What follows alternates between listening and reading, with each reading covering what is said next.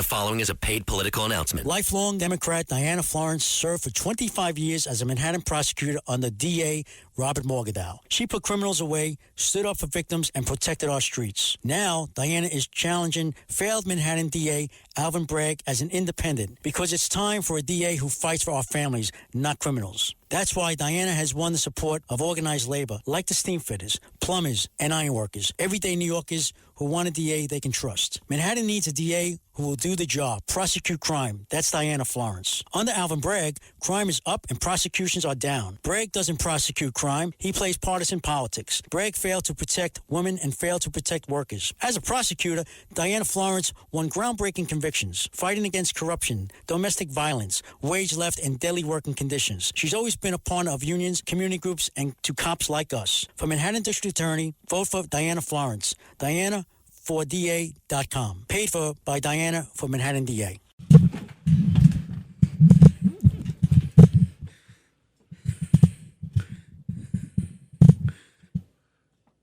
All right, welcome to the Dick Morris and Doug DePiro Show, sponsored by the Patriot Gold Group. First, I want to say Happy Columbus Day. Right. And if you guys saw Trump the other day, he signed something where Columbus Day was the only holiday of October. And as I've mentioned so many times before, when I worked with him a lot in Mar-a-Lago, I would see him every morning. And in the beginning, the first 5 or 10 times he would see me, "Hey, Doug, how you doing?" And I would show him what I'm doing. And he'd go, "I love Italians. I love Italians." And then after a while, after like whatever it was, the 5th time or the 6th time, and I got to be friendly with him. And I would call him, "Hey, boss, how you doing?" And he go, "I love Italians." I go, "Boss, hold on. What's that thing with I love Italians?" He goes, "Oh, well, look at you. You're like Leonardo da Vinci and Lomangino, my good friend. I love him. And Lou Rinaldi hits hole in one." And he goes on. And listen to what he just said the other day. It's so great. Good. But Columbus Day. We're back. Columbus Day, we're back, Italians. We love the Italians. And I always talk about that. I love Italians. And he said it, so I had to play that. That's all I got, Dick. Okay, the show must go on. You should hear him talk about indigenous peoples. I love indigenous peoples. I don't know where to go with that. It's so funny that they tried to replace Columbus Day with Indigenous Peoples Day. Indigenous Peoples Day doesn't even flow right. So let's talk about Gaza for a little bit. In the Roman Empire, there was a thing called Pax Romana. Pax Romana. And the idea was, historians have referred back to it, and the idea was that during the Roman Empire, nobody screwed around because Rome wouldn't let them. And there were no invasions, there were no wars, because Rome would crack down hard on anybody who did that. And the idea was that nobody would challenge the troops of the Roman Empire. And it resulted in centuries of peace, actually for about 150 years, from about 75 A.D. to about 75 A.D. to about 200 A.D., there were no significant wars. And for that 150, 200-year period, Rome kept the peace. And after Caesar conquered Gaul and Britain, there were not additional wars. There were a lot later, but not then. Now, the idea of Pax Romana was very simply that Roman Empire would have the military strength to defeat anybody. So nobody screwed around with Rome. And Trump has adopted the modern equivalent of that, not from threatening to wipe anyone out, not using our nuclear power or any of that, but instead the economic power. He gets it, that the fundamental power of the United States, other than military, is the power to consume, is the fact that we are by far the world's largest market for consumer goods. So if you want to invent something and you want to manufacture it and you want to sell it, you have to do it in the United States.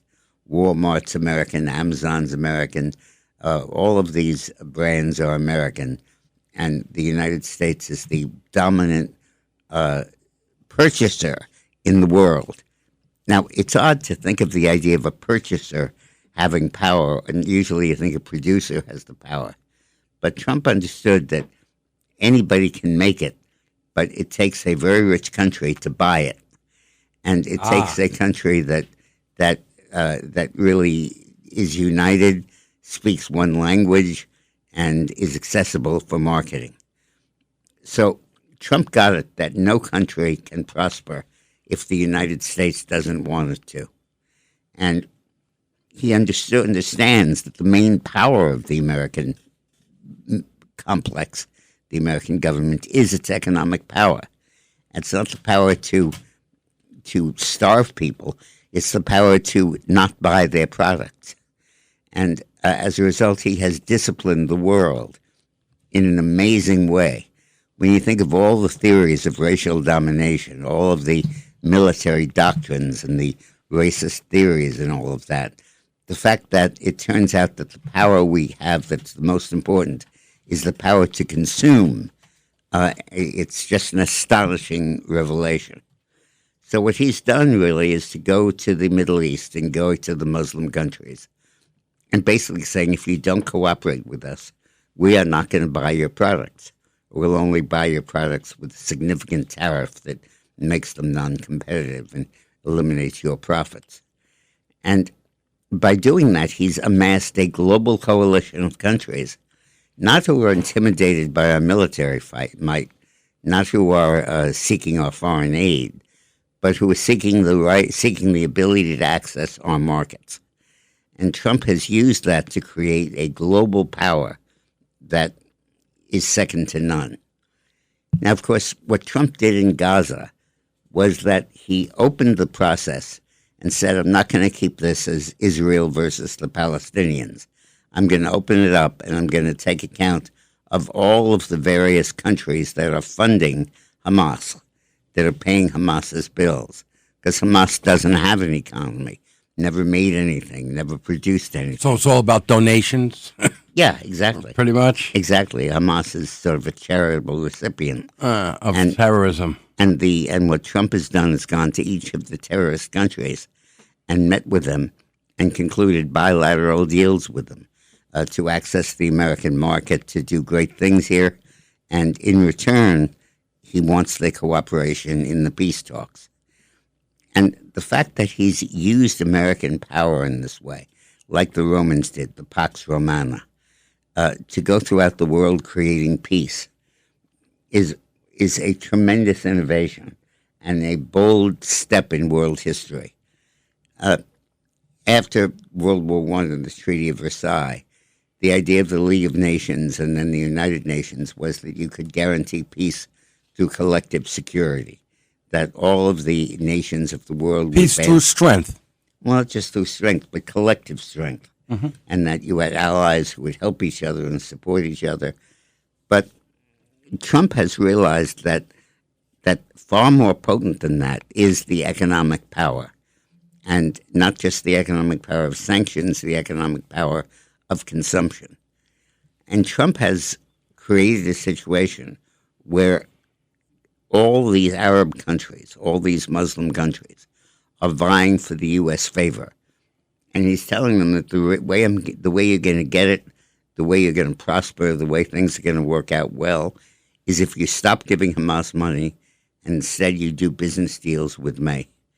And he has offered them tremendous deals, tremendous amounts of money, and a leg up in IE, in AI, and all that stuff.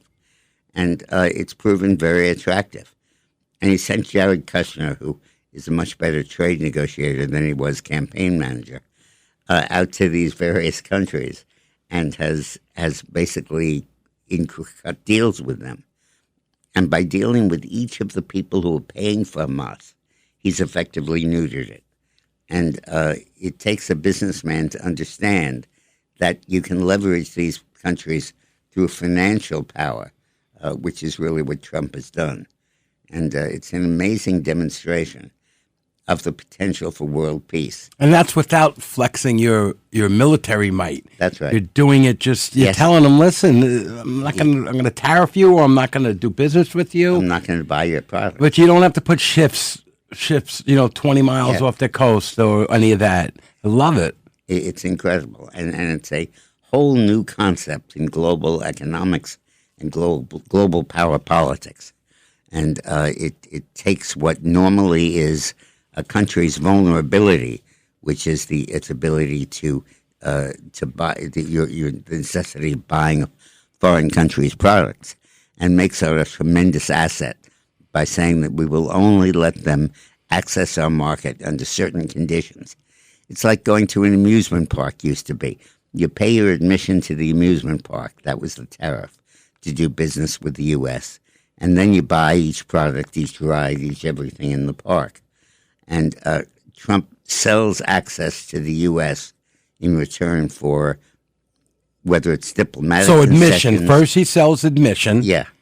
And And then then once individual you can tickets. take rides, you can go on individual attractions, you can pretty good. sell aluminum, you can sell steel, you can good sell comparison. whatever you want. Yeah. But you have to first get in the park. Right. And then to do that, you have to pay a tariff as admission. It's like membership.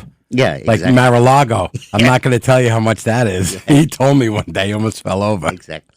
And you still got to spend $84 for a glass of wine. Yeah. So the concept here is unique, and it's very important for us to understand what he's done here. He did not threaten to invade anybody. He did not threaten to bomb anyone. Right. He did not threaten to send troops to anyone. Instead, he simply said, I'm not going to do business with you. I'm not going to let you sell your products to me. But you still have the people that call him a warmonger or whatever they call him. They still go at him with that, the left. They still hit him with this thing. We're going to monger means seller. So warmonger, someone who's selling war around the world. Donald Trump is a peacemonger. He's going around the world selling peace and selling it by opening our markets to other countries in an But amazing the Thunderheads still way. say that. Oh, World War III type of thing. But Well, they still say it. and objectively, we are farther from World War III now than we might have ever been. Absolutely, with Putin and Zelensky and even this Hamas thing in Gaza. It looks like they want to talk. I mean, I still Well, say it's not a question of talking. Tomorrow, there's going to be a line outside the embassy of hostages being returned. Wow. They're all coming back. I have to see it. They set everybody's alarm clock for 9 o'clock I have to see it. Arab time. And, I just have a problem with and it's incredible that he's gotten this done, and that he's gotten moved in this direction, gotten this accomplished. And the polls And he still. has not done it, as I said, by war or by threats. That's the beautiful. He's done, or even skilled negotiation. What he's done is putting a basket on the table of money, access to the U.S. market, and saying, if you want this, come and get Jump it. in. But the price to doing it is blah, blah. Right. And in this case, blah, blah was stopping Hamas, stopping dealing with terrorism, and backing a solution. to Stop this. the funding of terrorism. Yeah, Sure. Exactly. It really is amazing. It's incredible. So, do we have time for me to talk a little bit about this? Okay, good. We'll come back and I'll talk a bit about the mayor's race. The Dick Morris Show on the Red Apple Podcast Network. The Dick Morris Show Entertaining and informative. on the Red Apple Podcast Network. Welcome to the Dick Morris and Doug DePiro Show, sponsored by the Patriot Gold Group. Clowns to the left of me, jokers to the right. Here we are. Let's talk about the New York City mayor's race. The perfect Talk segue. about a clown, man, dummy. Now, what I'm going to do here is let's say we fast forward to a Mamdani victory. Oh, God. And I'm not predicting it. I'm not obviously not calling for it. And I still think he can be defeated. But let's fast forward and let's say in 3 weeks we fall under his domination and he becomes the mayor of New York. You got to use that word domination. Yeah, what's going to happen at that point? I believe that it will lead Donald Trump to take over New York City and will lead the Republican Party to take over New York State. You better be careful saying that. Why? No, just Donald Trump leading New York City. Yeah. Then all the left's going to say, look, he's a tyrant Yeah. or he's a... Well, they can say that anyway. They're going to say that anyway. Yeah, okay, good. If Mamdani is elected mayor of New York, it will inevitably trigger the takeover of the city by the Trump administration. The king. 1/3 of the city's operating budget comes from state and federal aid. 1/3. Third. Trump will undoubtedly react to a Mamdani victory by slashing or even totally freezing federal aid to both the city and the state. In addition, Mamdani's socialist agenda will make it very hard for the city or the state to borrow long-term or even short-term on the bond markets. Local tax revenues that pay for 2/3 of the city's budget are heavily dependent on property tax collections, which generated over $32 billion last year. His proposed rent freeze would cause a sharp drop in property tax collections, necessitating both long and short-term borrowing to make up the difference. New York City, under state law, is a creature of New York State and totally subservient to its wishes and law. In fact, the governor of the state can remove the mayor, a power last exercised by then-Governor Franklin D. Roosevelt in 1932 when he tried to fire New York City Mayor Jimmy Walker over bribery allegations.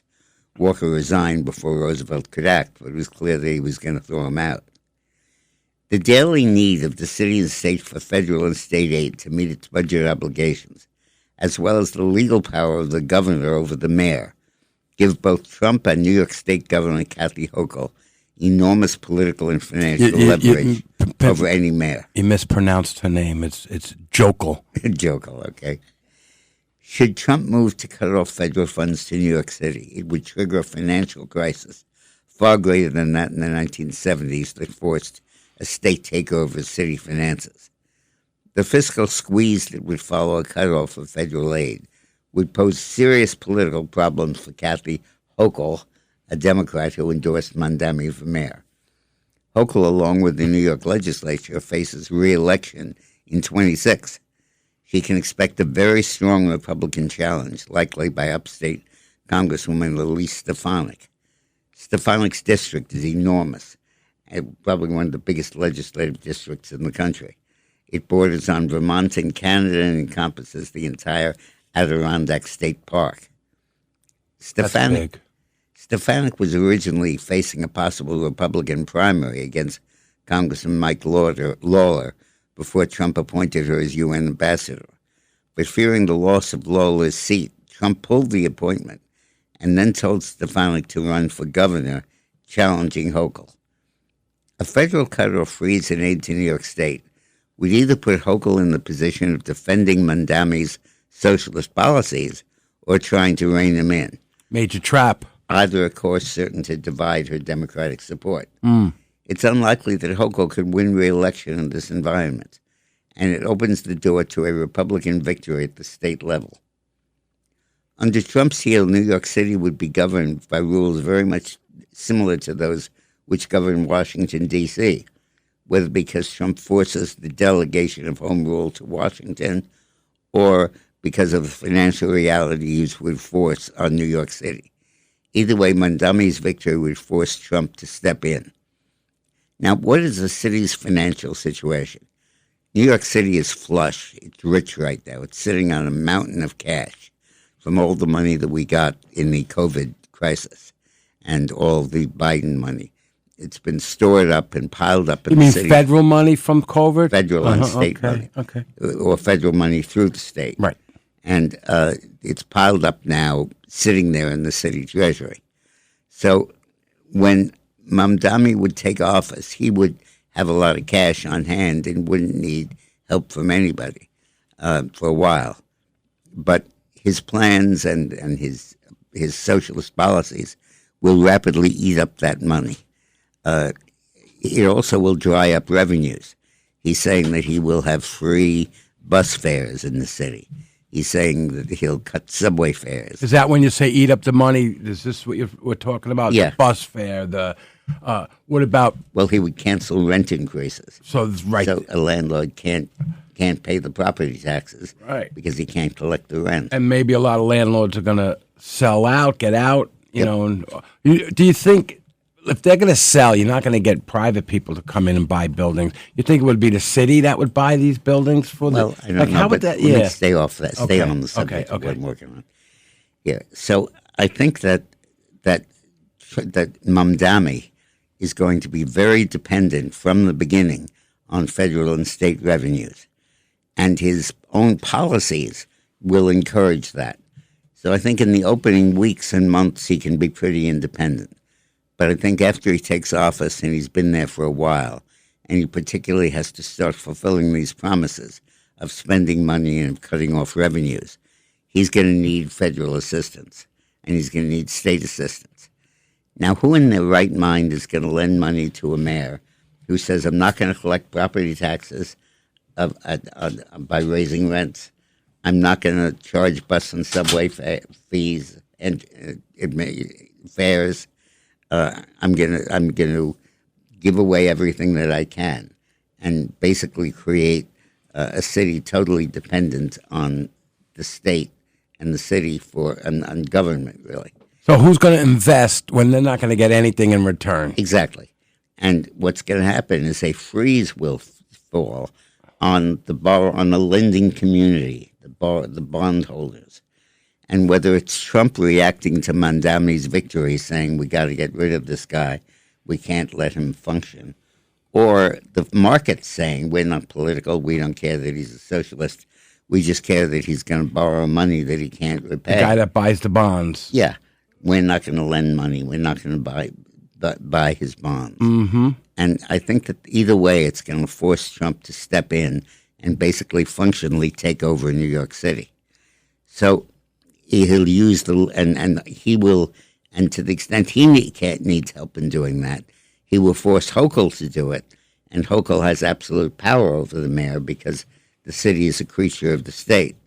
So Trump will tell Hochul, I want you to do this and that. Straighten this guy out. And she'll say, I'm not going to do it. I'm Sure. a Democrat. I don't like you. And Trump will say, well, fine, you do that.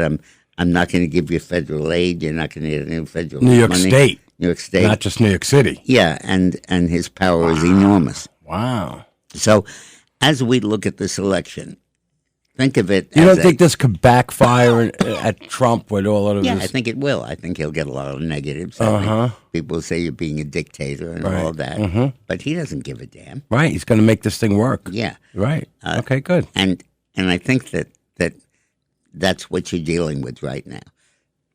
I think that's most important that we stress that it's not that he doesn't care. I'm going to make this thing work. Whatever I have to do, it's going to work. And if I got to pull money from you guys for a couple of months and you're going to feel it, and then until you figure it out, this is what I'm going to do.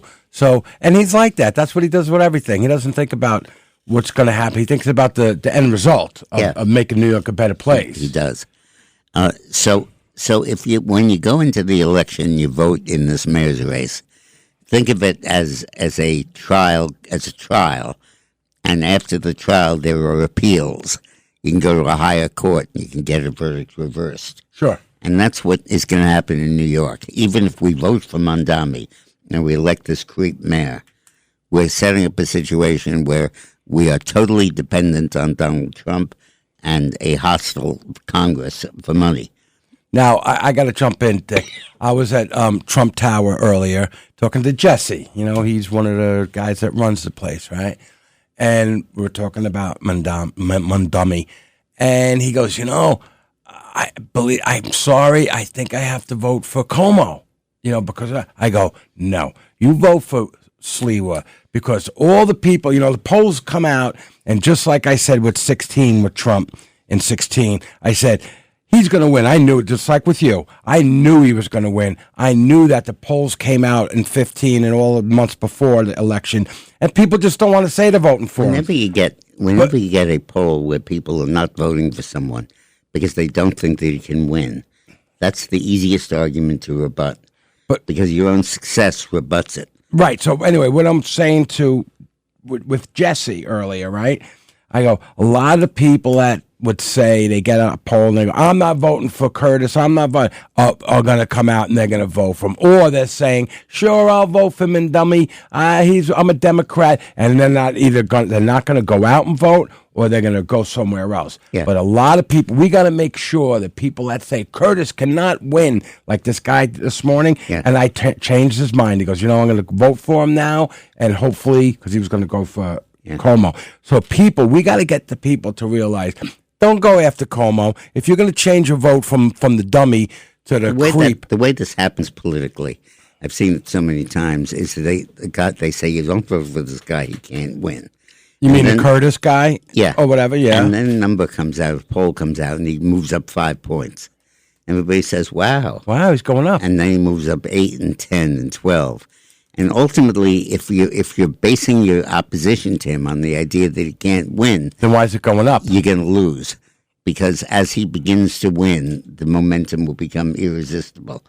It's not just a question of momentum of saying, boy, everybody likes this guy, or I'm going to consider voting for him, and my neighbor's going to vote for him. Right. It's a question of a political analyst. I say, I want to stop Mamdani. What's my best way to do it, with Cuomo or with Sliwa? And I think that after a while in this race, people may well say Sliwa, but that's not what I'm talking about today. I've talked about that already. The thing I'm talking about today is that even if we lose that case, we have an appeal. We can take it up to Hochul, who can remove this guy. Hochul. Or we can take it up to Trump, who can discipline Hochul. And there are layers here, and we have power over those layers. And the power is partially legal, because New York City is a creature of New York State, and New York State is really a creature of the federal government in a way. But it also is financial, because while he's got a lot of money now, he's going to run out quickly. And he's going to need to borrow money from the bond market. And they're not idiots. You mean if he's mayor? Yeah, right, they're saying, I'm not going to lend you money as long as you're cutting yourself off from these revenue sources. So it's almost like cut off your nose to spite your face type of thing. Yeah. So I think there's an appeal here, and we need to understand that. Now, let's talk about Trump and the federal government for a little bit. The optimism that grew when Trump took office is fading, and Trump needs to do something about it. Otherwise, he's jeopardizing his ability to win the midterm elections. While the proportion of voters who feel the country is on the right track rose sharply at the start of his second term, this upward movement has since stagnated, and voters now remain split, with only 40% saying the country is on the right track and 51% still saying it's on the wrong track. Now, 51 is down. Used to be 54 and 55, and under Biden was 60. But it still is not good. More important, only 34% of the voters feel that their personal financial situation is improving, while 43% say it's getting worse, and 23% say they're just as well off, meaning that there's not been much change. It's hard to believe. It's hard to believe that poll, Well, yeah, but we can't sit here in an echo chamber listening to our own news. Right. And listening to our own stuff. You got to understand what the people are. Don't confuse me with facts here. Right. The idea is that people, the statistics may be good, but the statistic that matters is the statistic in each household at the kitchen table. Right.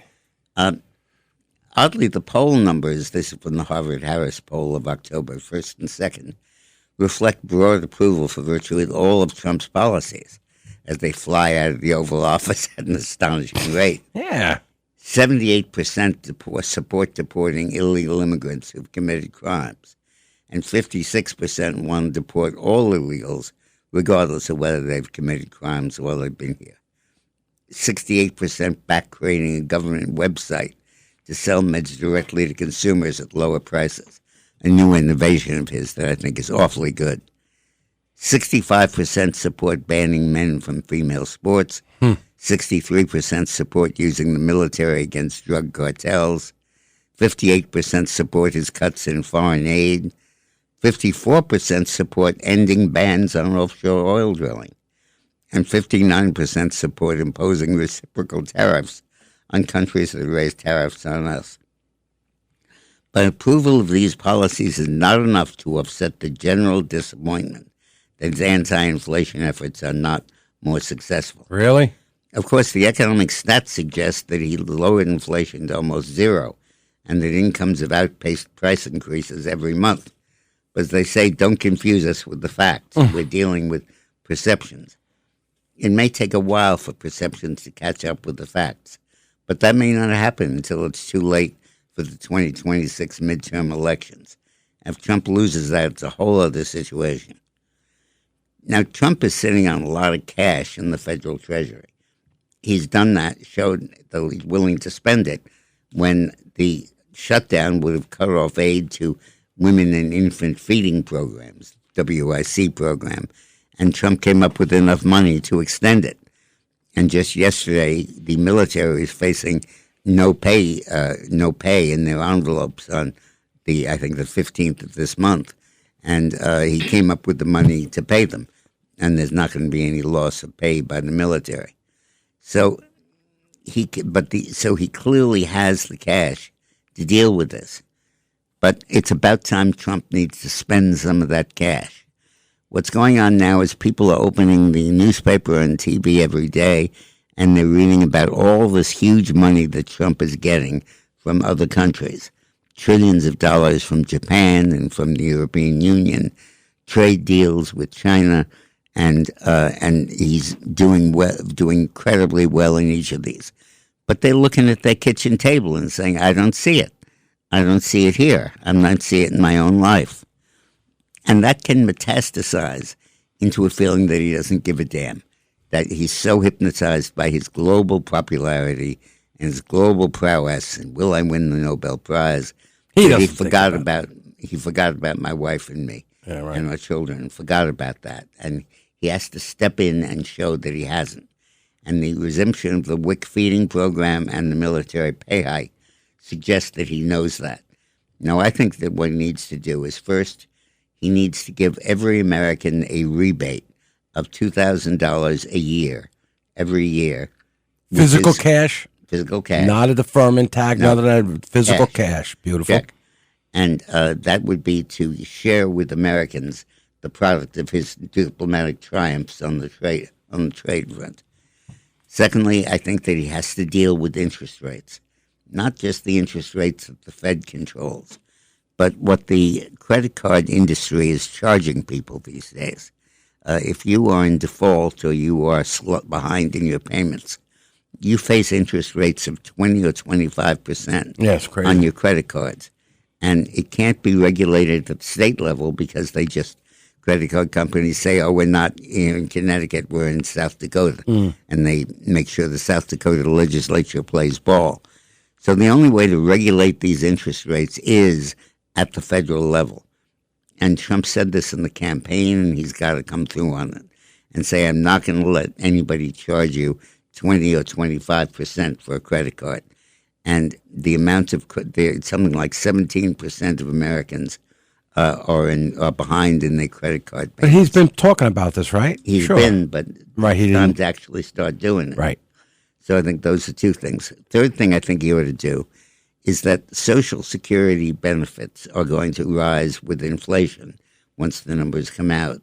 But at the moment, it's only 2.6%, and that's peanuts. It means that the average person gets $50 a year. So Trump needs to overcome that and needs to say, yeah, you're only allowed to get $50, but I'm giving you $1,000. And he's got to change the construct at each person's level. Now, I know that the fiscal conservatives will have a fit and all of that, but he can do it.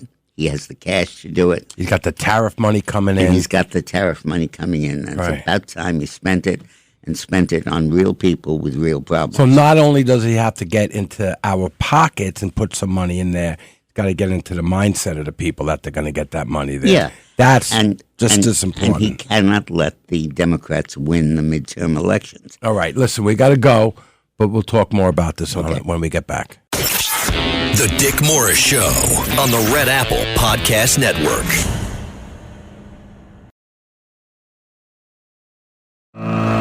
The Dick Morris Show. Entertaining and informative. On the Red Apple Podcast Network. Now, there's been a revolution at the New York Times and at CBS News as well. And we need to watch those because they're reshaping the media and the political environment we live in. There's a woman named Bari Weiss who was... we talked about her last week. Yeah. And she was fired by the New York Times because she wouldn't toe the liberal line. And she was critical of the left for controlling it. And the New York Times and CBS News has now hired Bari Weiss as their news director. And I think that it portends very major changes at CBS. And the fact that she's gained in power could even make changes at the New York Times. So that's very good news. But I want to look at an overview of what's going on with the Democratic Party.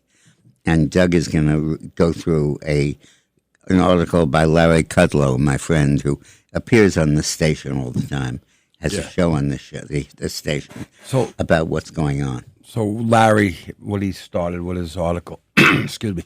First of all, they're shutting down the government in order to spend $1.5 trillion and overturn Republican efforts to weed out waste, fraud, and abuse, and put in some simple eligibility requirements for able-bodied people on Medicaid and welfare. Then the Democrats want to restore and even expand the phony Inflation Reduction Act of the Biden years that contributed to 20% inflation. And then, of course, they deny doing it, even though it's black and white on paper. No shame, these people. Then you have Governor J.B. Pritzker, which I call him Hissy Fit, of Illinois, calling federal law enforcement and the National Guard thugs. How dare he? Thugs and political pawns, even while they are upholding the Constitution to keep law and order safe in the streets of Chicago and deport the worst of the worst illegal criminals. No shame. The Democrats have no shame in defending the former FBI director, James, and I call him James Comey to jail. James Comey. Come on, I'm funny. It's funny stuff.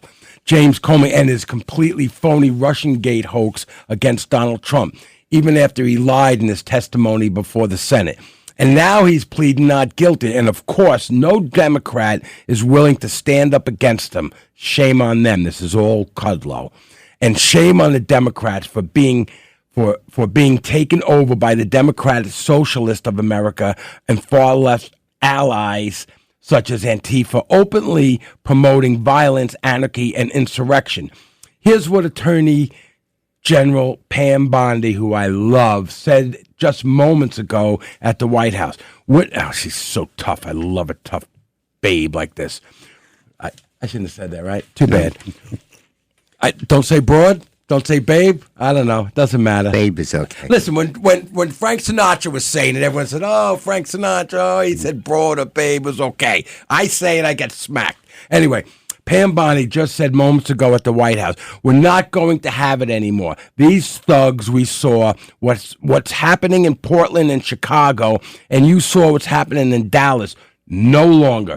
This is not activism. It's anarchy. We can't and we will not let mass terrorists burn our buildings, attack our law enforcement, and intimidate our communities. Shame on Democrats for allowing the phony special counsel Jack Smith to weaponize the Biden FBI, running covert surveillance of 8 sitting Republican senators looking for dirt on, you guessed it, President Trump. You know there was digital tapping going on and perhaps wiretapping of phone calls as well. Shame on Democrats for not standing up to Mondomi's anti-Semitism in his defense of Hamas and bashing of Israel, even on October 7th of all days. Shame on Democrats who continue to use violent language, fascism, Nazism, Hitlerism, in false charges against conservative critics, language that itself increasingly often leads to devastating real-world violence. With few exceptions, the Democratic Party seems to have learned nothing after the tragic murder of that beautiful Charlie Kirk. Shame on them. Yeah, good. I thought it was important to read that whole thing to you because it really sums up the case and very, very clearly. But bear in mind the overall trend that I've talked about a lot. Historically, whenever the Republicans defeat the Democrats, whenever the conservatives defeat the liberals and the Democrats react by moving further to the left. As you always say. They don't move to the center, they move to the left. And you're watching that now in real time with Mamdani, who This is a lot bigger than ever before. Well, it where they're is. moving now. It is, but so is Reagan, so is Trump's victory bigger. And, I think their reaction is that. Wow. And the history is that they keep doing it, they win primaries, they show their power within their party, and then they get absolutely clobbered and destroyed in the next election, and takes them years to recover. They're kind of the water cooler people. I know they get their base to for our left people to vote for them in the primaries, and then they don't get their water cooler people around the water cooler. I mean, I graphically lived with this when I worked for Bill Clinton, when he called me in to try to rescue him after his first term, after he lost Congress, because he was too liberal and he was doing too much of the stuff the libs wanted him to do. Mm-hmm. And I sat there as his liberal advisors, like Stephanopoulos, kept saying the problem is you're not liberal enough. You haven't really delivered a lot. You got. He said that to Clinton? To Clinton, yeah. You have to do more. You have to move to the left. And I said, nonsense. He's got to move to the center. This isn't going to work.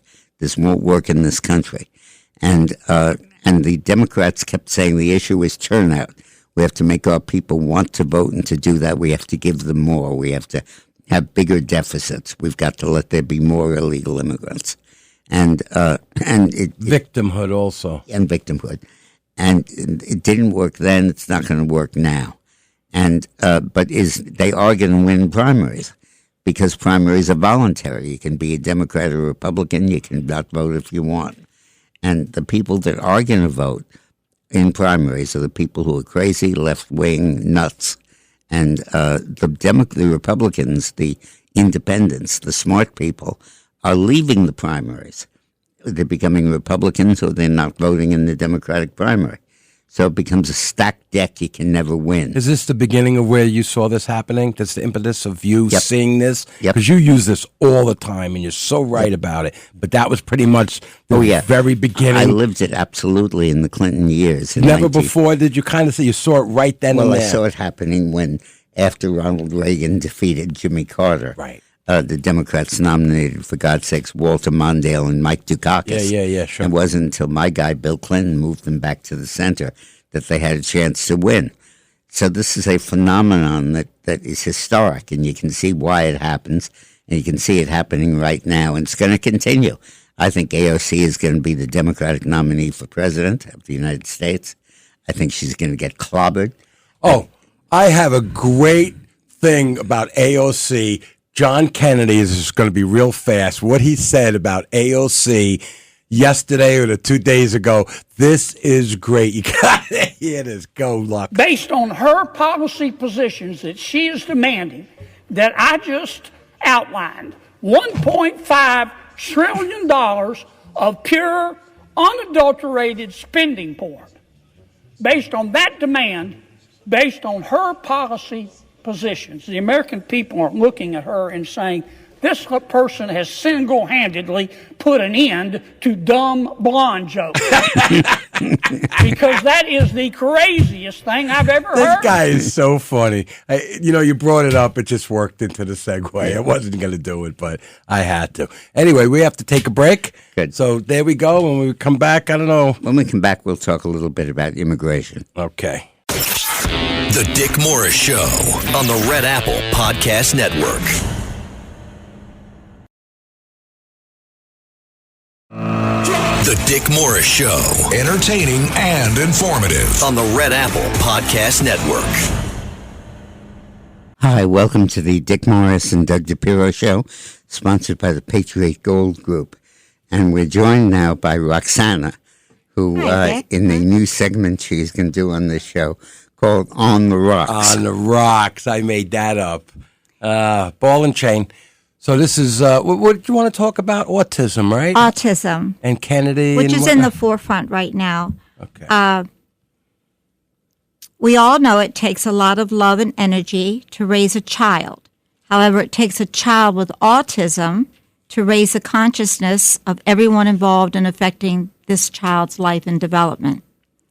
Today, I thought to give my thoughts on autism, now abbreviated ASD, Autism Spectrum Disorder. Appropriate since it covers a wide range of functionality, and yes, gifts within each child individually.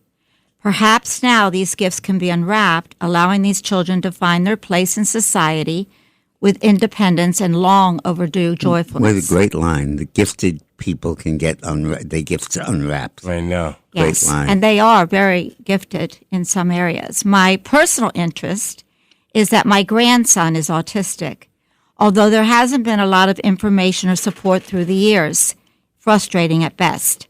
Always recognizing gentle and loving view of the world, he also has reaction to loud sounds, light, and a discourse as if he was in pain at a very young age with routines disrupted. Don't introduce him to Doug.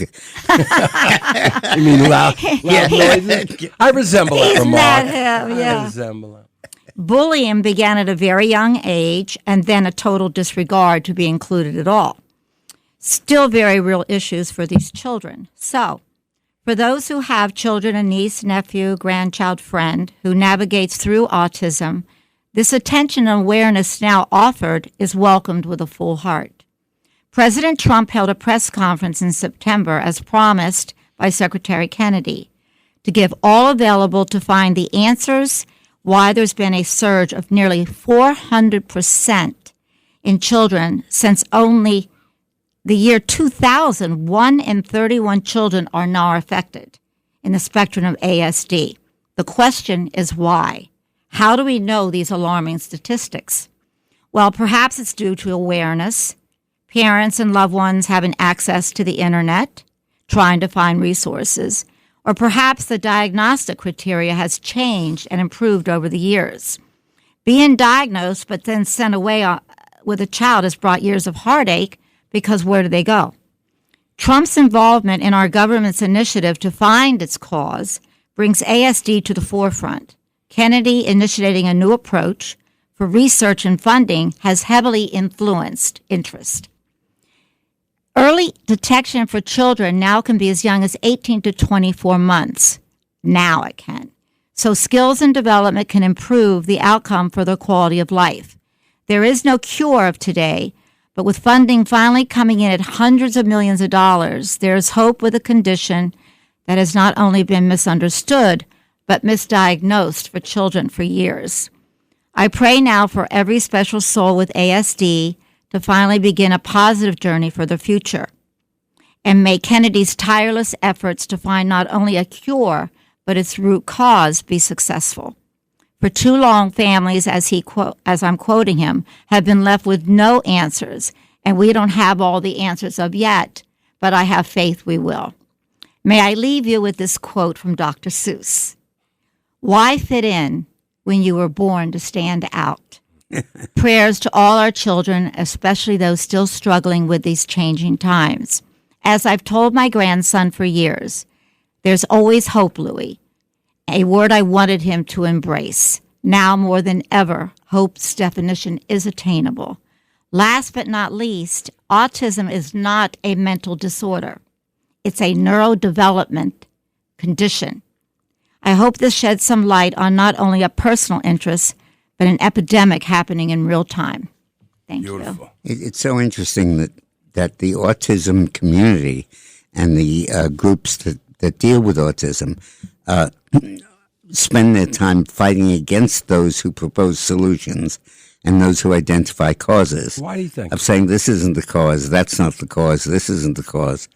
Well, I think it's because the solutions that the causes they're identifying involve money, and they involve financial interests. Correct. And they do not want to have their funding cut or their budgets cut.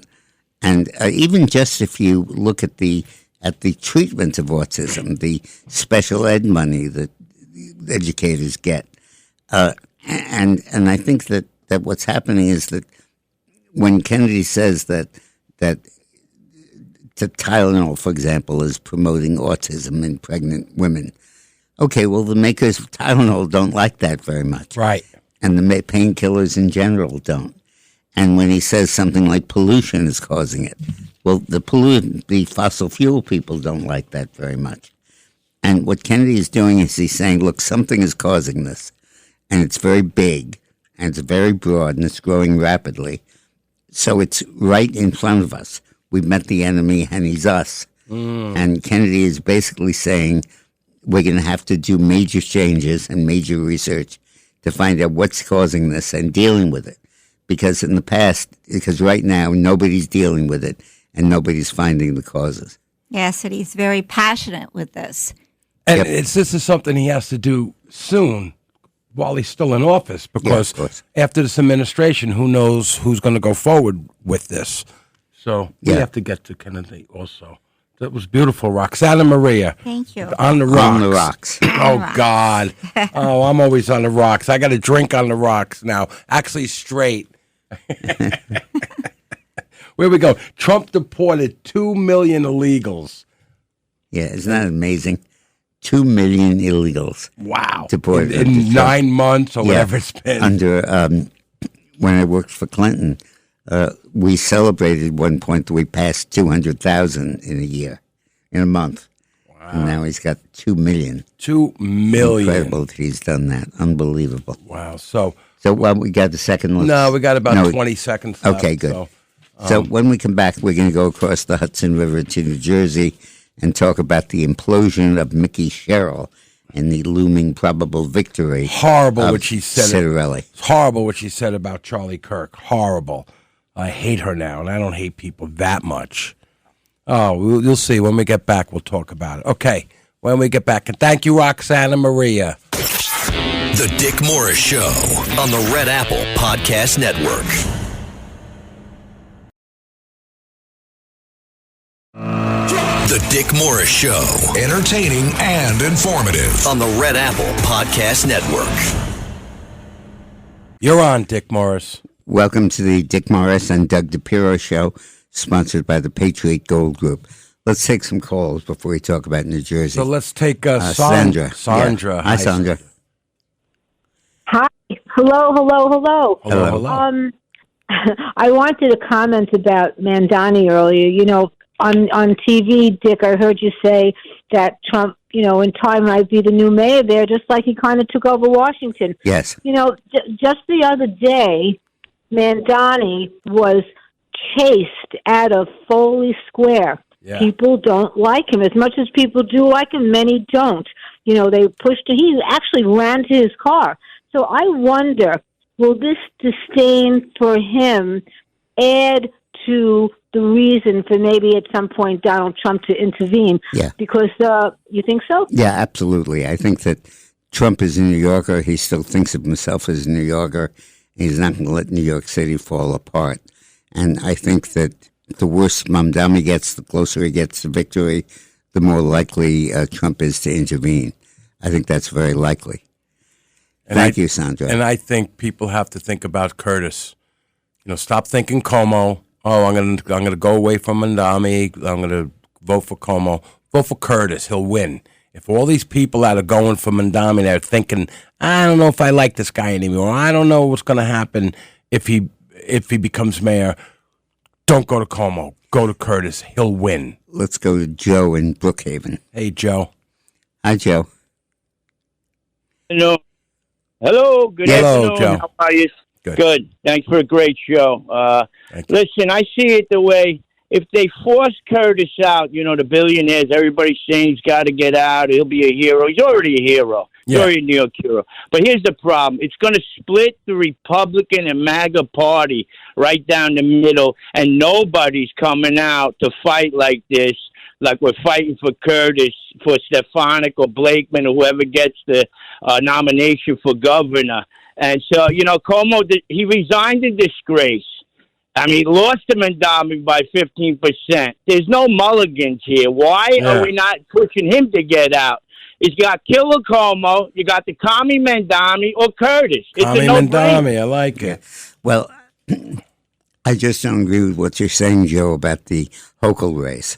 I think that the more likely Mamdani is to win and the more crazy he is as mayor, the more the case against him is going to build and make people rethink Kathy Hochul and force her to act.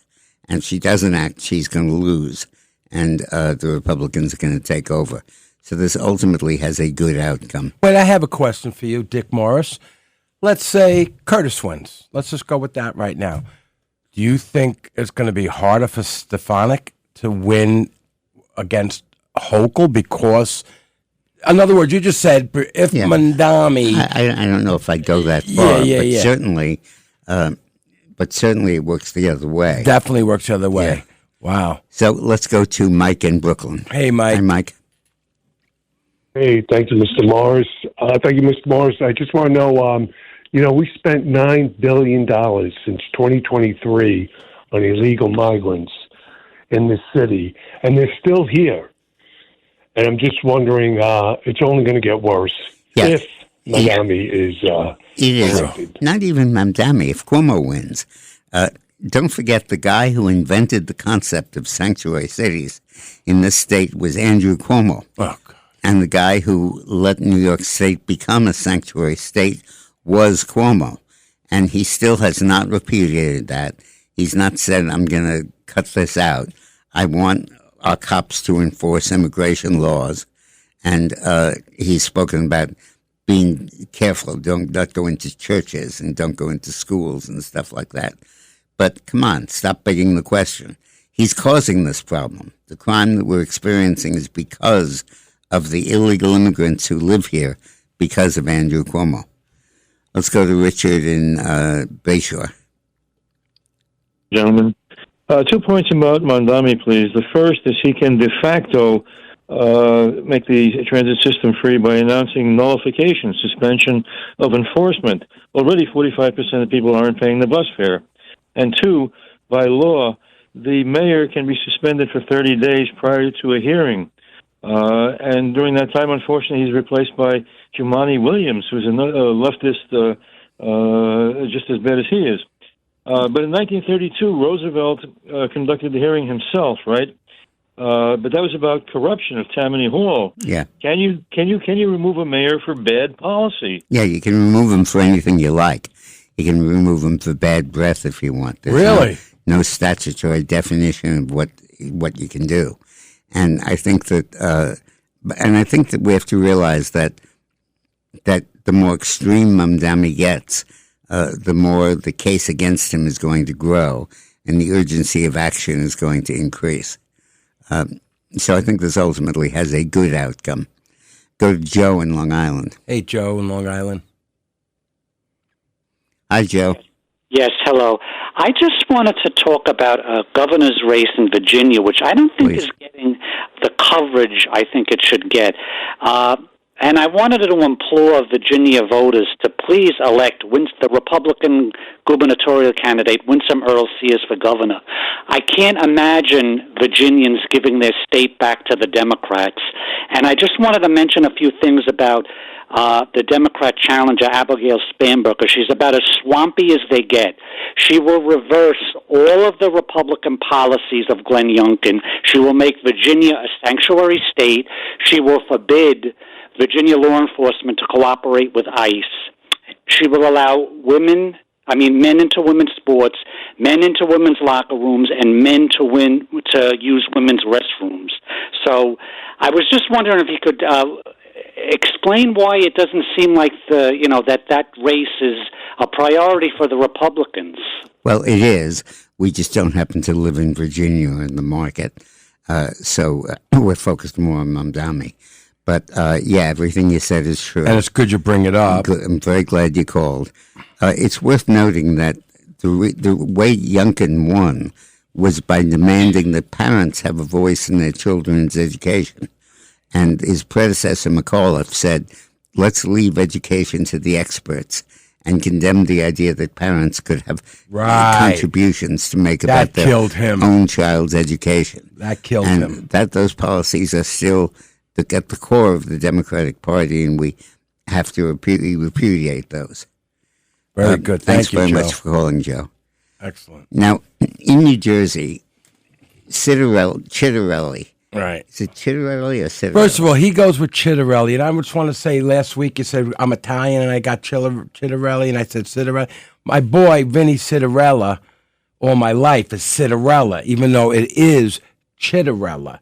Yeah. But, okay, it's Chitterelli. Okay. Chitterelli has hey, wait, it's Columbus weekend. Chitterelli has all the momentum as we head into the home stretch.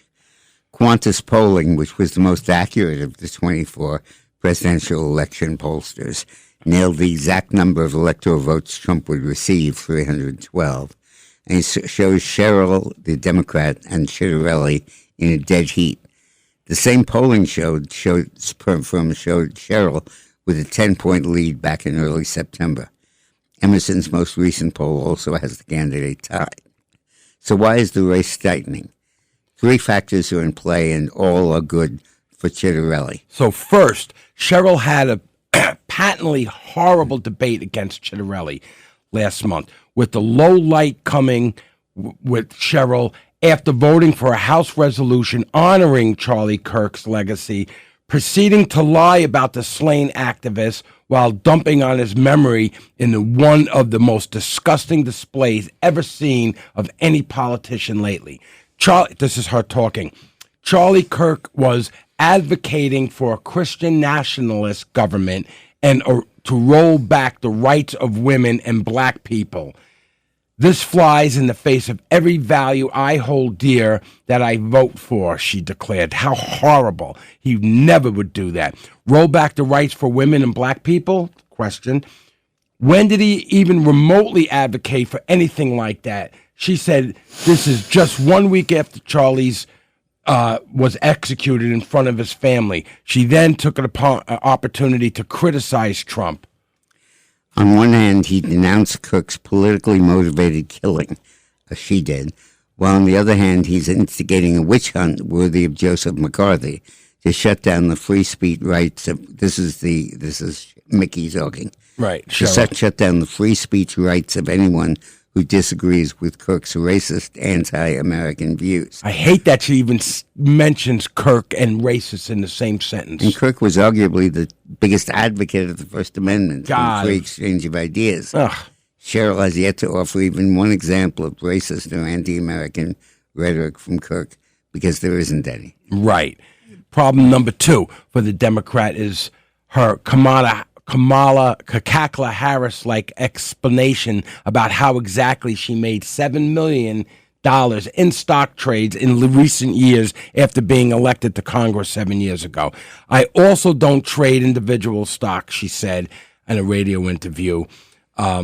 Whatever. It's been widely reported we don't trade individual stocks. I don't think anyone in Congress should quite frankly. That also is a lie. In 2021, Sherrill paid a $400 fine for violating the Federal Stock Act by failing to disclose stock sales. Charlemagne followed up, this was the person interviewing her, followed up by asking her to explain the $7 million she made in the market. I haven't. I don't believe I did. But I love the car in the parking lot. No, I have to go and see what that was alluding to. That's what she said. But my Rolls Royce in the parking lot has nothing to do with it. You don't believe you did? Not exactly a strong defense. This is also a devastating development when considering most polls show about 90% of registered voters do not think Congress should trade stocks. Sherrill made her boatload already, hence why she would have no problem voting for such a resolution now because there's an election that needs to be done. Ugh. And the New York Times found 12 potential conflicts with stock trades that Sherrill claimed she never made. She reported buying and selling shares of several defense contractors while she was a member of the House Armed Services Committee. She's also sold shares of Alphabet and Meta in 19 while she was the chairwoman of the Oversight Committee of the Science, Space, and Technology Committee, which was holding hearings on online disinformation. Overall, Cheryl has bought and sold several major defense stocks during her time on the Armed Services Committee, including Raytheon, Honeywell, and General Dynamics. And given the amount of money she made in such a short period of time, it's fair to question if she simply has the stock-picking prowess of Gordon Gekko meets Paul Pelosi, or something nefarious is happening here. That's pretty good. Problem number 3 for Cheryl is the fact she wasn't allowed to participate in her own graduation ceremony from the Naval Academy because of a cheating scandal. And nor was her husband. I didn't turn in some of my classmates, so I didn't walk, meaning I wasn't allowed to walk in the graduation. Right. But graduated and was commissioned as an officer in the U.S. Navy, Cheryl explained. Until the report came out, Cheryl never talked about the scandal publicly. When asked if she would release her disciplinary records publicly to show her explanation around not ratting out her classmates checked out, she refused to do so. What we learned today is that she was part of it in some way, shape, or form. Come clean, reverse these records. Tell us what's in your disciplinary records. I think the people of New Jersey deserve that, Chitterelli said last week, and he's right.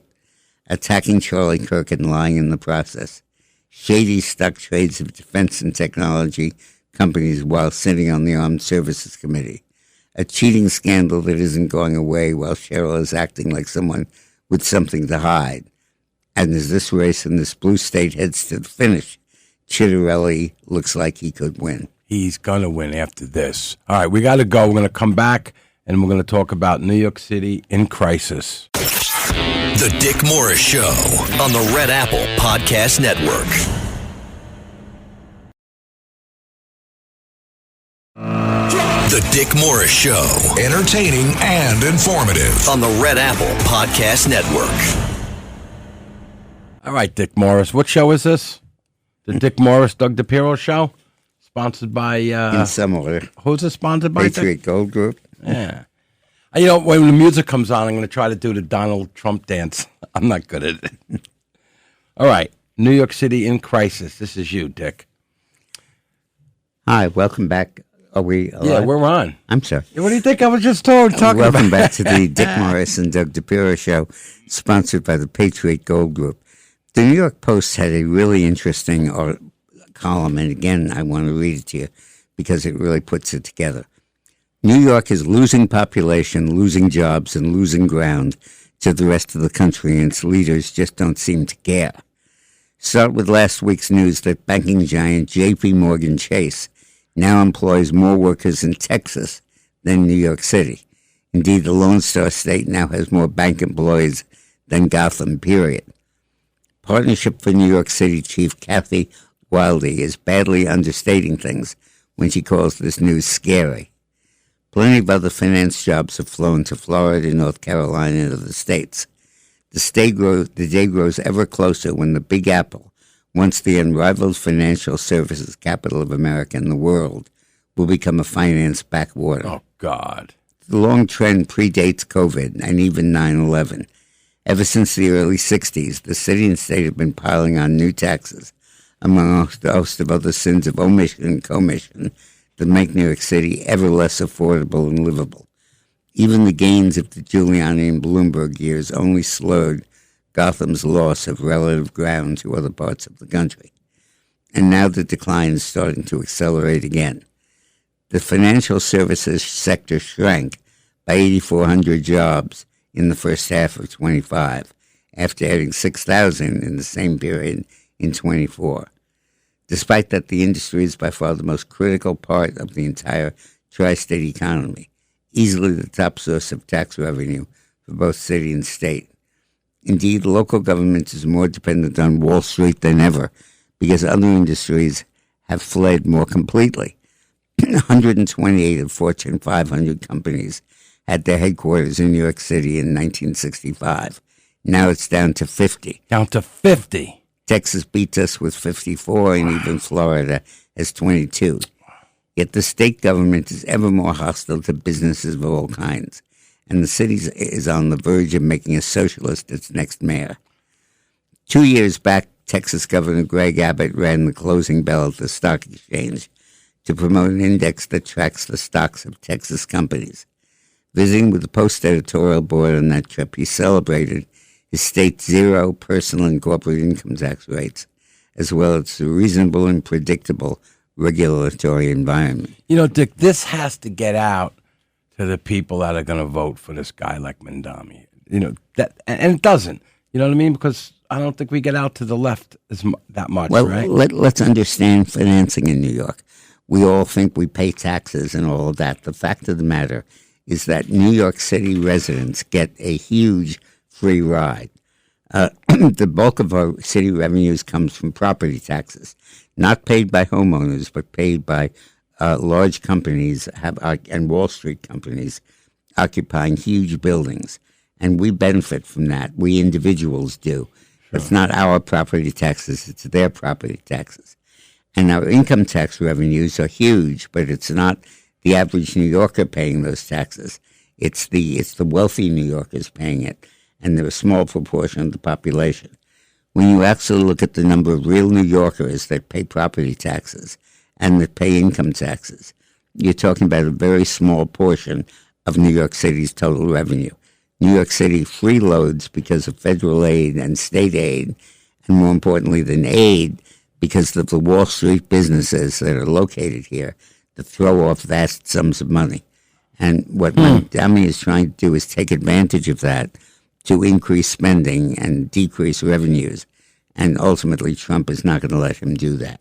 Wow. So all you need, and you said it was a small amount of the big guys that pay the big amount of the money that we get in, right? So a small amount of those guys leave. That's a lot easier for them to split than... And they are splitting. There's a stat that I think is so revealing. It takes the people who have left New York and says, okay, how much income did they make collectively? How rich were they? Because when they left, they took their money with them. Sure. And they found that New York City has lost $1 trillion of taxpayers. Oh, that's in one of my stories in the last 10 years. Wow. $1 trillion. And Florida gained $500 billion. Right, $500 billion. So, what's his name? DeSantis is loving this. Now, ICE agents? Yeah, this is a huge change. You know, just the thing. Increasingly, ICE agents have targets painted on their chests. It's just horrible. The ICE agents are targets for the left is the problem. The attack came suddenly and violently. 2 individuals deliberately rammed their vehicle into a Border Patrol convoy, trapping the agents inside. This wasn't a protest that got out of hand. This was a vehicular assault on federal officers. Agents were unable to move their vehicle and exited the car. One of the drivers who rammed the law enforcement vehicle was armed with a semi-automatic weapon. Law enforcement was forced to deploy their weapons and fire defensive shots at the armed citizens. The armed attacker has been identified as Miramar Martinez, who had previously been flagged in federal intelligence bulletins for posting online threats. Her message to followers was chilling in its directness. Hey, and this is her message. Hey, to all my gang, let's F those mother effers up. Don't let them take anyone. That's horrible, right? This is why didn't she get arrested? This wasn't just a talk, and trust me, we've all seen enough keyboard warriors to know the difference. She actually showed up with the semi-automatic weapon. But there's where the story takes an even darker turn. When the trapped agents called Chicago police for desperately needing reinforcements as an angry mob gathered around the scene, local officers were ordered to stand down. Horrible. Federal law enforcement, under violent attack by armed assailants, called for help from local police and were abandoned. Governor J.B. Pritzker, I call him Hissy Fitzker, responded to those troops coming to protect federal agents. That's a question. Oh, this is good. He called them thugs and vowed to use every lever at our disposal to resist this power grab. Not a word about the actual thugs ramming federal vehicles. Not a whisper of concern for law enforcement officers under siege in the state. Chicago Mayor Brandon Johnson doubled down on this insanity by signing an executive order creating ICE-free zones across the city. His response to federal agents being violently attacked, he gave their attackers more safe spaces, is what he did.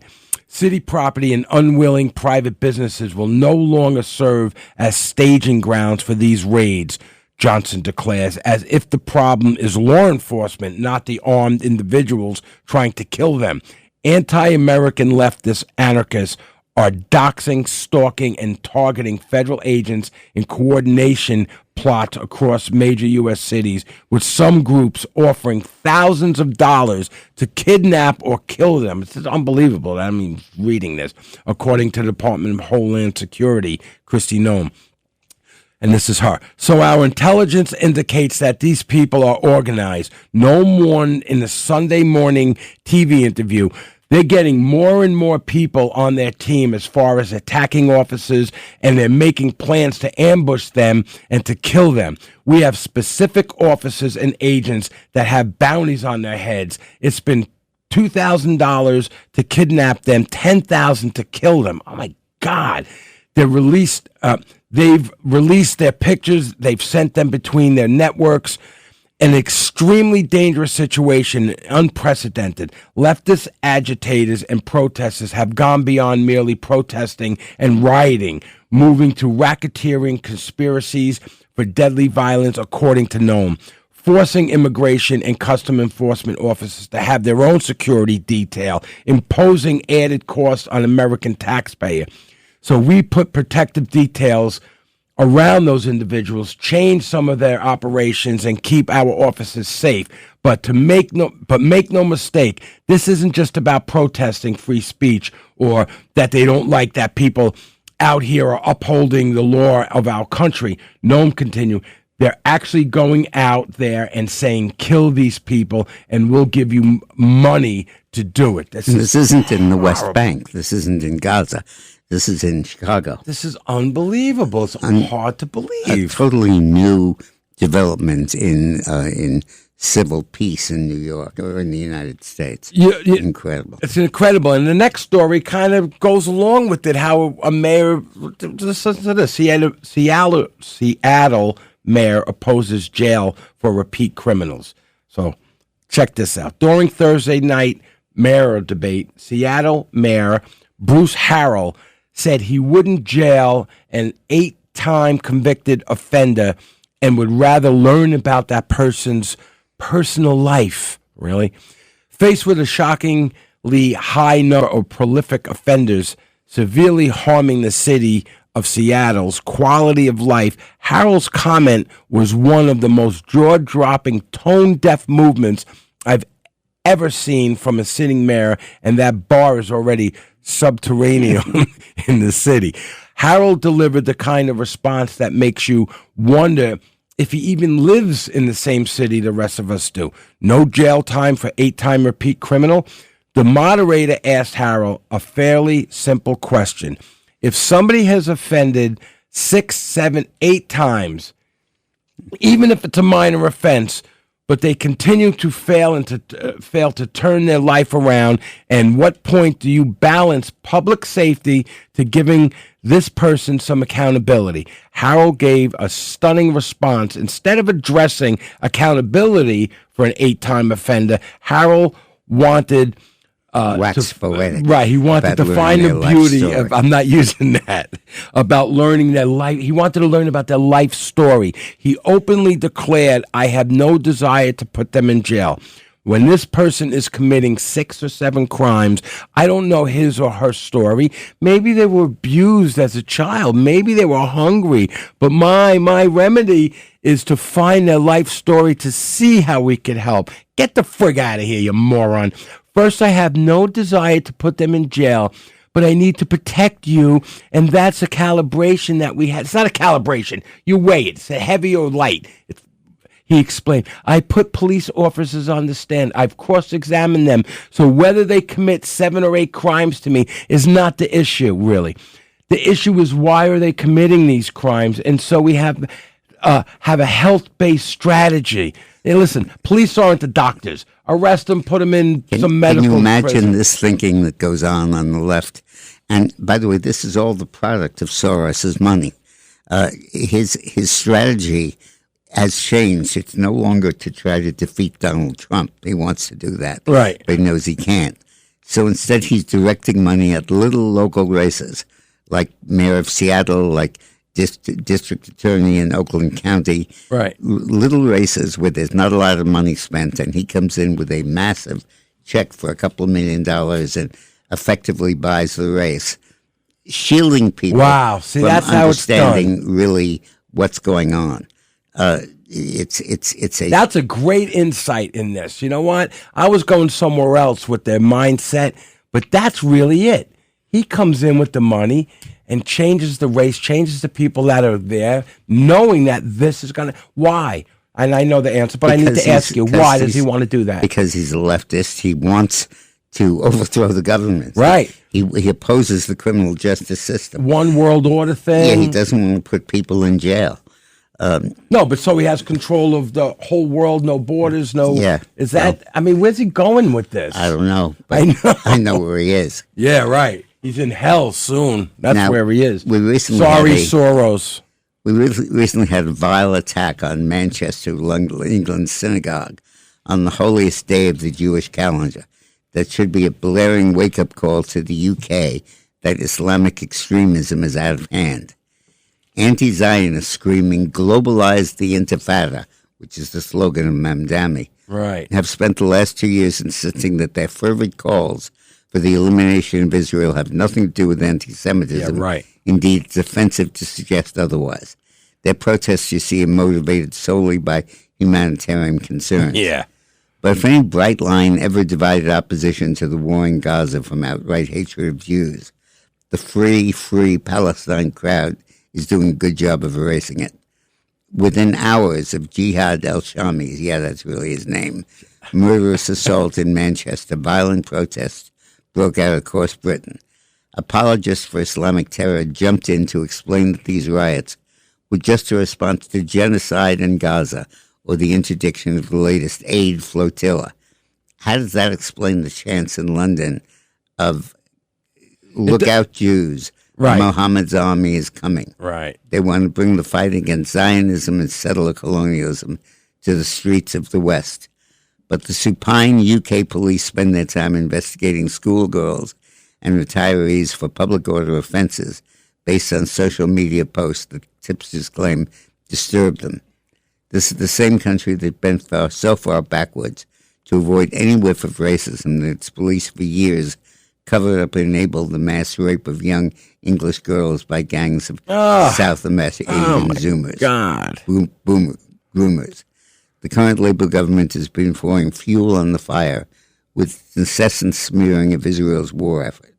We were glad to see one of the worst offenders, Deputy Prime Minister David Lammy, met by outraged booing as he spoke at a service for Manchester victims. More of that, please. The British have a serious problem on their hands. If they don't deal with it soon, the Manchester Yom Kippur attack will prove only to be a prelude.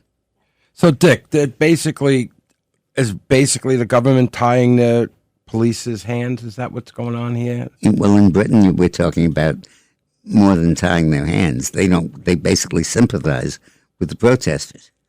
But you got to feel not the police, it's the government, and the police just have to do what the boss tell them, right? Well, I'm not sure about that. Yeah, that's what I'm curious about. I'm not sure about that. Well, and now you got the Chicago cops directed not to help ICE agents. This is horrible. We talked about that, about the how they wouldn't help the cops who are in trouble. And J.B. Pritzker, Chicago Police Department, is leaving the shooting scene and refuses to assist us in securing the area. There is a crowd growing. We are deploying special operations to control a growing crowd, DHS Assistant Secretary Tricia McLaughlin noted. Incredible. Unbelievable. Now, to get at the cause of this, get at the actual source of all of this, Trump is fundamentally trying to change college education in this country. And he's adopted this incredibly interesting way of doing it. It's brilliant for Trump. First of all, the guy's name is JB. It's not JB Pritzker. It's Prickster. Just so you know. You keep spelling it wrong and saying it wrong. All right, get to the next story. Just be careful here. It's not a curse. A group of 9 universities are at the center of a political collision as they prepare responses by October 20th to Trump's sweeping proposal to reform campus operations in return for preferential access to federal funds. So far, the schools are keeping their decision-making close to the vest, but the proposal has provoked strong reactions from higher education, with some decrying its federal overreach and others calling the terms reasonable. A letter from the University of Texas, one of the other schools to receive the offer, dubbed the issue as welcomed it without saying whether they would agree to the terms. We enthusiastically look forward to engaging with university officials and reviewing the compact. The compact that the colleges are being asked to sign is in return for agreeing to a sweeping set of operating principles. Trump offered multiple positive benefits around receiving federal grants, research overhead costs, and other federal partnerships. A White House spokesman said the Trump administration is committed to restoring truth and integrity to higher ed, while encouraging universities to work collaboratively with the U.S. government. Many of the requirements of the contract have been talking points for the administration. One term asks universities to commit to transforming or abolishing institutional units that purposefully punish, belittle, and even spark violence against conservatives. The compact would require capping undergraduate tuition enrollment, international enrollment at 15%, with no more than 5% from any one country. That's so the Palestinians don't take over. As part of a stated desire to free up more spots for American students and avoid perpetuating anti-American values, universities that sign on would also make commitments about tuition. The signatories must freeze the effective tuition. A mandate to use an SAT or other admissions test would affect many universities. Some elite schools have rolled back test-optional policies. A recent report from VAIRTEST, an organization that advocates for reducing the use of admission tests, found that 90% of four-year colleges and universities do not require an ACT or SAT score from applicants. So they're trying to make sure that everybody is qualified. But this amounts to a sea change in the way universities live. And what Trump is doing is saying, I can't, under the First Amendment, close you down. I can punish you by denying you research money, but that doesn't help anybody.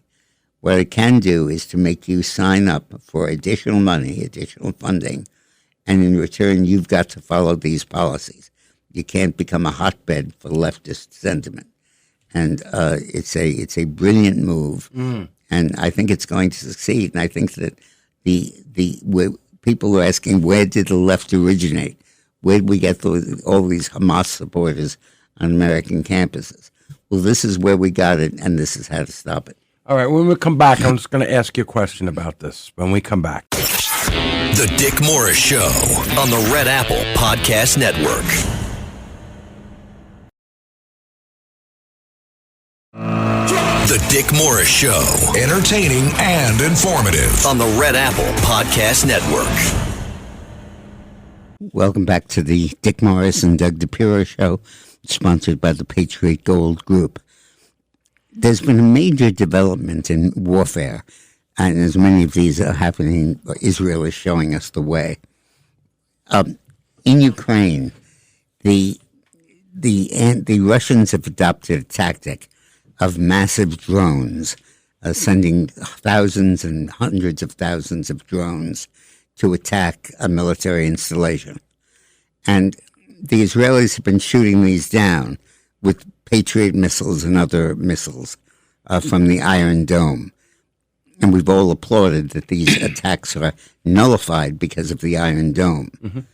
But the problem is that the Iron Dome, those missiles, cost tens of millions of dollars each. And the drones they're shooting down cost 45 cents each. They're like $1.380. Yeah, you can buy them at a dollar store. Yeah.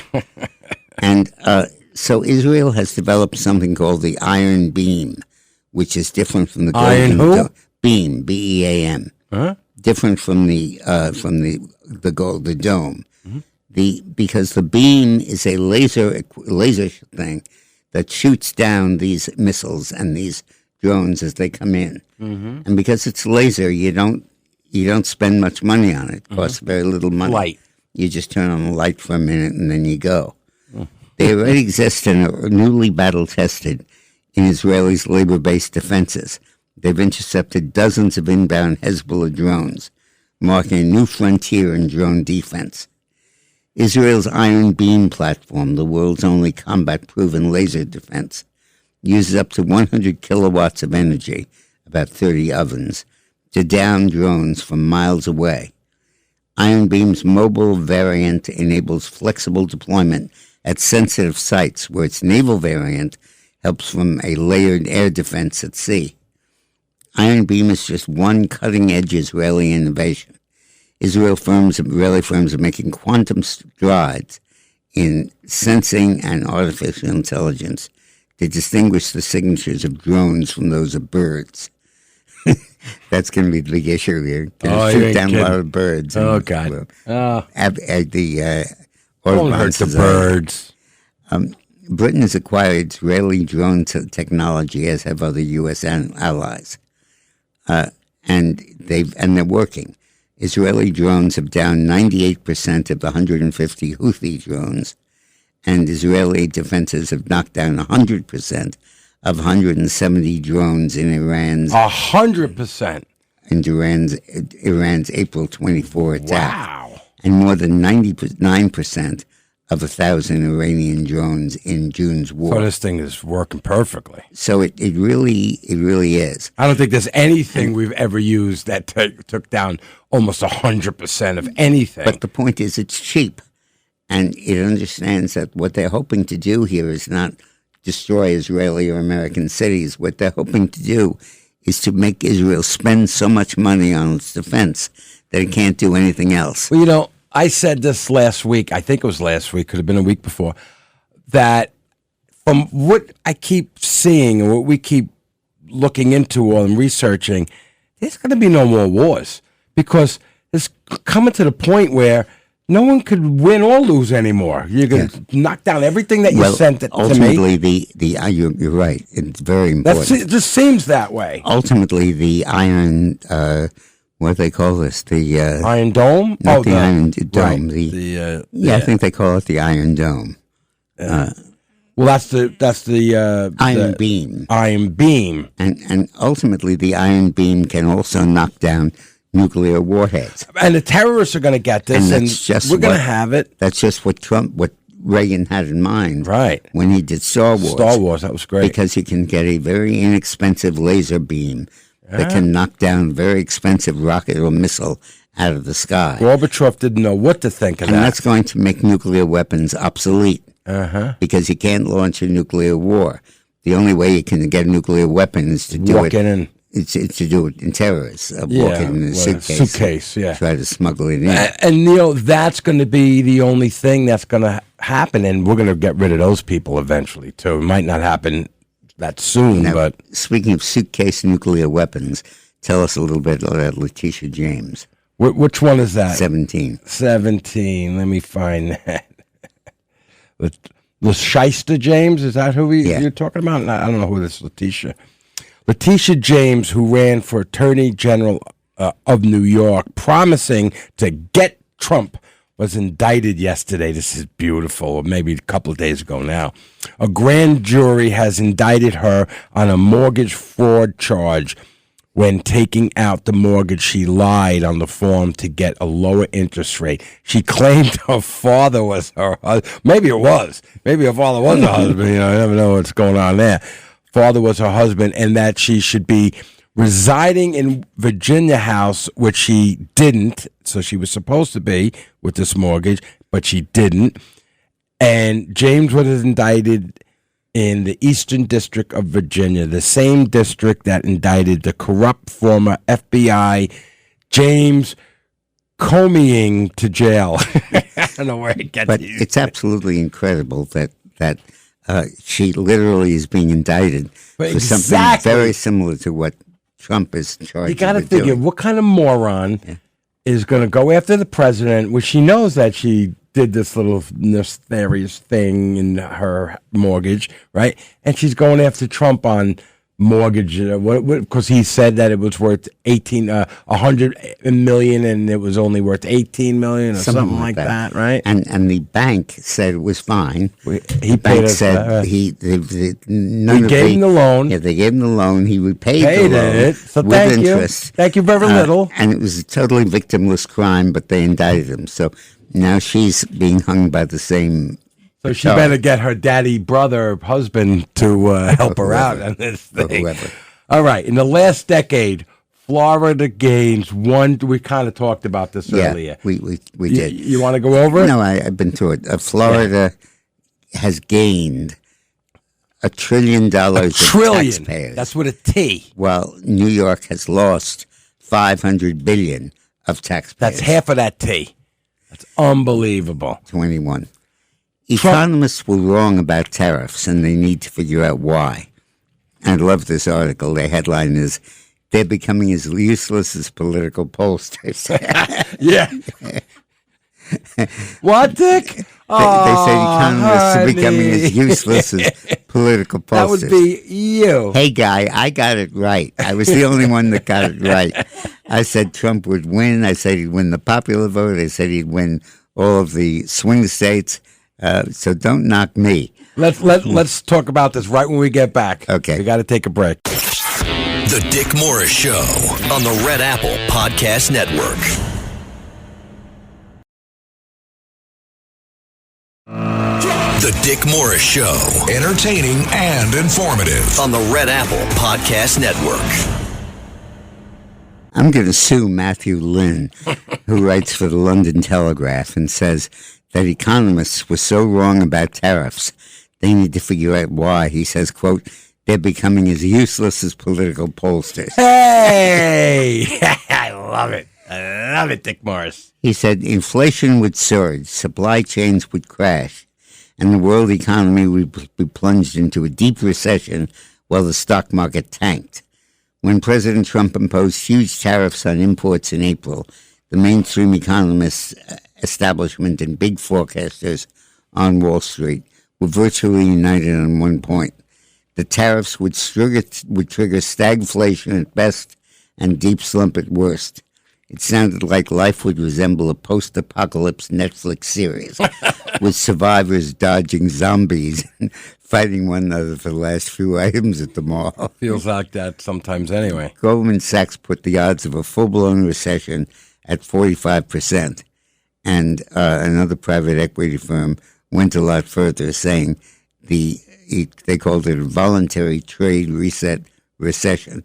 And Paul Krugman, who has never been right about anything, said there would be the biggest shock in history and that a recession was coming. And he's never been right about anything.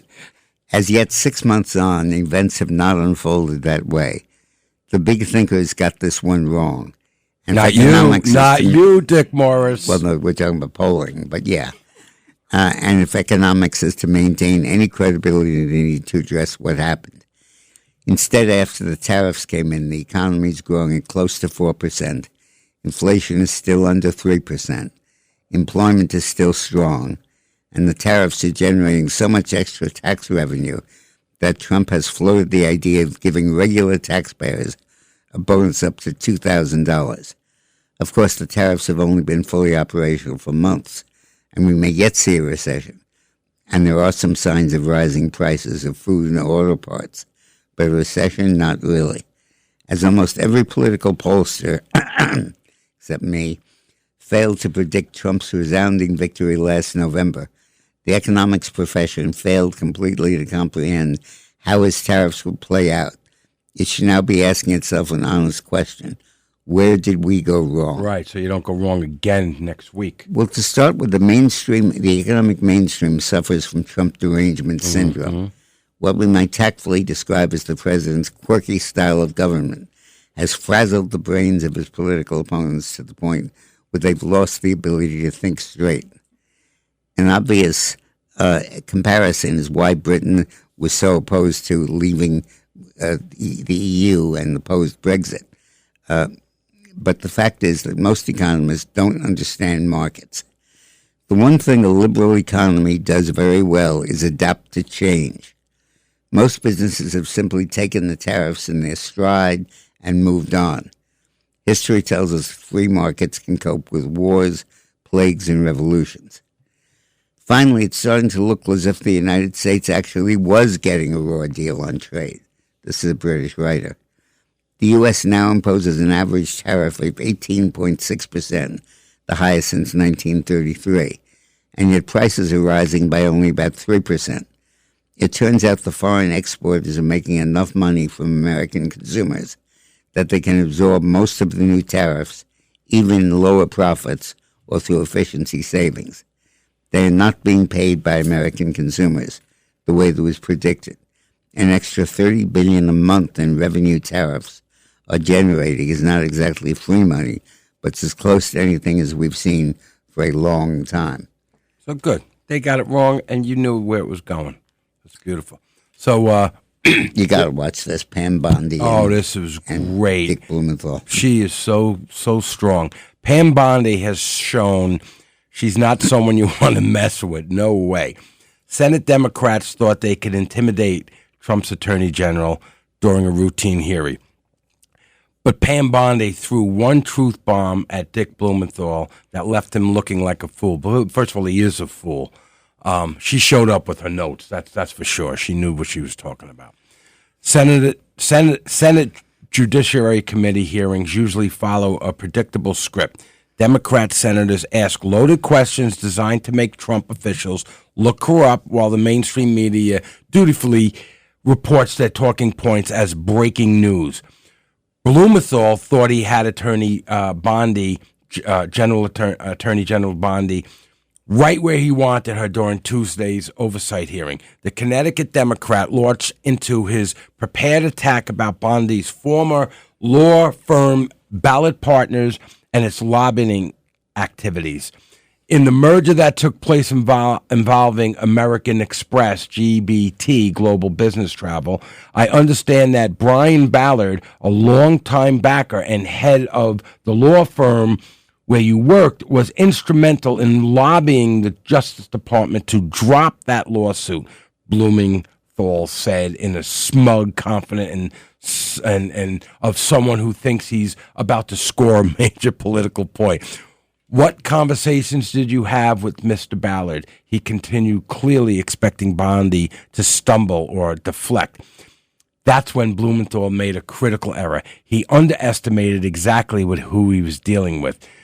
Bondi turned the tables with surgical precision. Instead of playing defense, Bondi went straight for Blumenthal's biggest weakness, his long history of stolen valor. Senator Blumenthal, I cannot believe that you would accuse me of impropriety when you lied about your military service, Bondi fired back, speaking over the stunned senator. You lied. You admitted you lied to be elected to the U.S. Senate. She continued, her voice rising with controlled fury. But Bondi wasn't finished delivering the knockout blow. How dare you? I liked it when she said, if you listen to it, it was great. She goes, how dare you? I'm a career prosecutor. Don't you ever challenge my integrity, she added. Do not question my ability to be fair and impartial as Attorney General or anything regarding my former firm. That's just how she said it. It was great.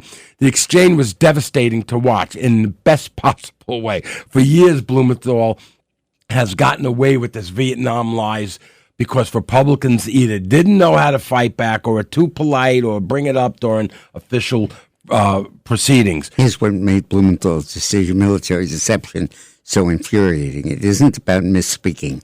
It's about a calculated pattern of lies designed to boost his political career.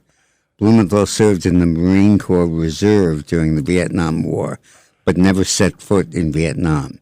Yet for years he deliberately let people believe he was a combat veteran who served in country. When the truth finally came out, Blumenthal said, on a few occasions, I had misspoken about my service and really? that Just misspoken. and take full responsibility. Yeah, okay. Yeah. Think about that for a moment. Right. Listen, one thing I want to mention, which is not on this topic, is if they talk to Obama, if they pull him in to have him testify about what was going on with Russia and all the other stuff, right? Because he's immune, he cannot take the fifth. Yeah. So this is a trap on both sides. I'm not sure about that. Well, but that's a wonderful point. I've been seeing quite a few guys talk about this, that because he's immune as a sitting president, you know, the Supreme Court did with Trump, right? So he's immune to what can happen. He cannot take the Fifth Amendment. So he's going to be asked questions about this thing. It's interesting. And he can't lie. Then if he lies, he's in contempt. Now, a little footnote on the news. Remember all those stories about the LA wildfires and how they were due to climate change, and Democrats and media rushed to blame the huge, deadly California fire on climate change? Yeah. Well, it turns out it wasn't that. It was arson.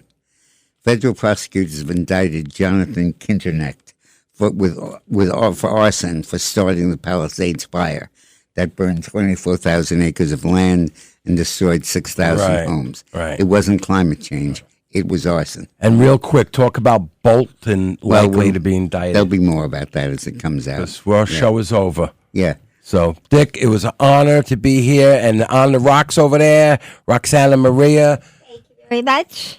Thank you very little, you said, honey? Now we have you on tape, but say goodbye anyway. Say bye-bye. Bye-bye. Okay, oh, bye-bye. Bye-bye. Now we can tape it. Let's see if it sounds the same. Bye-bye. Okay, bye-bye. No. Goodbye. Bye-bye. No. Bye-bye. Bye-bye. Okay, bye-bye. Bye-bye. Bye. Okay, bye-bye. Bye. Bye-bye. Thanks for listening to The Dick Morris Show. You can hear The Dick Morris Show Sundays at noon. If you like the podcast, share it with your friends and listen anytime at WABCRadio.com and download the WABC Radio app. Hit that subscribe button on all major podcast platforms. Plus, follow WABC on social on Instagram, TikTok, Facebook, and X. See you next time for a new episode so you never have to wonder. What the heck is going on here? The following is a paid political announcement. Lifelong Democrat Diana Florence served for 25 years as a Manhattan prosecutor under DA Robert Morgenthau. She put criminals away, stood up for victims, and protected our streets. Now, Diana is challenging failed Manhattan DA Alvin Bragg as an independent because it's time for a DA who fights for our families, not criminals. That's why Diana has won the support of organized labor like the steamfitters, plumbers, and ironworkers, everyday New Yorkers who want a DA they can trust. Manhattan needs a DA who will do the job, prosecute crime. That's Diana Florence. Under Alvin Bragg, crime is up and prosecutions are down. Bragg doesn't prosecute crime. He plays partisan politics. Bragg failed to protect women and failed to protect workers. As a prosecutor, Diana Florence won groundbreaking convictions, fighting against corruption, domestic violence, wage left, and deadly working conditions. She's always been a partner of unions, community groups, and to cops like us. For Manhattan District Attorney, vote for Diana Florence. Diana for DA.com. Paid for by Diana for Manhattan DA.